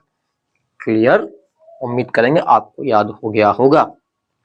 नेक्स्ट है हमारे पास आर्हीनियस समीकरण। अच्छा, ये आया क्यों आर्हीनियस समीकरण? तो कोई जो रिएक्शन होती है, उस रिएक्शन में अगर हम टेम्परेचर घटाते हैं या बढ़ाते हैं तो उस रिएक्शन की दर, वेग, गति, स्पीड जो है वो धीमी होगी या तेज होगी। इस चीज को समझाने के लिए कि मतलब हाँ भैया, टेम्परेचर बढ़ाने पर या टेम्परेचर घटाने पर टेम्परेचर का इफेक्ट होता है, रासायनिक अपक्रिया का वेग बढ़ भी सकता है और घट भी सकता है, ठीक है ना, टेम्परेचर मायने रखता है। तो उस टेम्परेचर के प्रभाव को समझाने के लिए अभिक्रिया के वेग में एक समीकरण है जिसको हमने कहा आर्हीनियस समीकरण। अभिक्रिया के वेग पर ताप के प्रभाव को स्पष्ट करने के लिए जो समीकरण दिया गया वही है आर्हीनियस समीकरण। अब इसके अनुसार क्या है, कह रहा है इसके अनुसार जो वेग स्थिरांक होता है, कौन, वेग स्थिरांक, तो लिखा ना के क्या होता है हमारा वेग स्थिरांक। कह रहा है ये जो वेग स्थिरांक है वो सक्रिय ऊर्जा यानी Ea और परम ताप यानी कि कैपिटल T, इस पर क्या करेगा, निर्भर करेगा। मतलब वेग स्थिरांक का मान जो है वो इस सक्रिय ऊर्जा और टेम्परेचर पर निर्भर करता है। वेग स्थिरांक का मान सक्रिय ऊर्जा और टेम्परेचर के हिसाब से घट बढ़ सकता है, ठीक है। सक्रिय ऊर्जा टेम्परेचर में जो चेंजमेंट आएगा तो वेग स्थिरांक में भी चेंजमेंट आएगा। इसीलिए कह रहा है कि जो वेग स्थिरांक होता है वो सक्रिय ऊर्जा और परम ताप पर निर्भर करेगा। और इस पर हमने इक्वेशन कैसे बनाई, K proportional to small e की power minus Ea upon RT। तो प्रोपोर्शनल हटाएंगे, एक नियतांक क्या आएगा A, ठीक है। तो यहाँ पर K तो हम जानते हैं वेग स्थिरांक, A क्या है, आर्हीनियस कांस्टेंट बोलते हैं इसको, आर्हीनियस नियतांक, ठीक है। और Ea हमारा है सक्रिय ऊर्जा यानी कि एक्टिवेशन एनर्जी, और R तो आप जानते ही हैं, R एक कांस्टेंट है जिसकी वैल्यू होती है 8.314 जूल पर केल्विन पर मोल, ठीक है। तो इसको आप ध्यान रखिएगा, वैल्यू को न्यूमेरिकल में आपके काम देगा, ठीक है। और फिर लास्ट हमारा क्या है, टेम्परेचर। तो टेम्परेचर तो क्लियर ही है, आपको उम्मीद करेंगे सारी हेडिंगों को आपने अच्छे से समझ लिया होगा। कोई प्रॉब्लम कर रही हो तो एक बार रिवाइंड करके देख लीजिए वीडियो को, आपको अच्छे समझ में आ जाएगा। तो आज से हमारा क्या हो चुका है, ये टॉपिक खत्म हो गया है, पूरा चैप्टर खत्म हो गया है। आपको बहुत जल्दी इसकी क्या मिलेगी, जो न्यूमेरिकल्स है उसकी भी आपको वीडियो मिल जाएगी। देखिए ज्यादा नहीं है उसमें, मुश्किल से 5 न्यूमेरिकल होंगे, तो आप बस उन्हीं 5 को अच्छे से तैयार कर लीजिए। क्योंकि टाइप हम बता रहे हैं, आपको न्यूमेरिकल सॉल्व नहीं करवा रहे, केवल न्यूमेरिकल का टाइप बता रहे कि किस किस टाइप के न्यूमेरिकल आपको पढ़ने हैं। तो वहां से आप पढ़ लीजिए, इसके बाद हो सके तो आप अपनी क्वेश्चन बैंक या जो भी आपके पास में हो उससे 2 4 5 न्यूमेरिकल 10 न्यूमेरिकल की प्रैक्टिस जरूर कीजिए, ठीक है ना। तो इसका स्क्रीनशॉट ले लीजिए जल्दी से आप लोग। उम्मीद करेंगे आप लोगों ने स्क्रीनशॉट ले लिया होगा और आपको ये क्लास पसंद आई होगी। अगर आपको वीडियो अच्छी लगी हो तो आपको क्या करना है, इसको ज्यादा से ज्यादा शेयर करना है, ताकि और भी बच्चे जिनका बोर्ड पेपर लगा हुआ 2024 में वो भी इस चीज का क्या कर सकें, इन सारी हेडिंगों का लाभ उठा सकें, ठीक है ना। और ये सारे चैप्टर्स को अच्छे से पढ़ सकें, ठीक है ना। क्योंकि नंबर जानते हैं आपको कि सबके लिए जरूरी है, और इस समय लास्ट में एकदम से अच्छे सब कुछ मिलना बहुत ही मुश्किल है कहीं कोचिंग में। तो यहाँ पर आपको अगर इसका फायदा मिल रहा है तो दूसरों को भी इसका लाभ देने का प्रयास कीजिए, ठीक है। तो अगर आपको वीडियो पसंद आई हो तो बने रहिए इसी तरह हमारे साथ में। आपसे मिलते हैं हम लोग नेक्स्ट वीडियो में।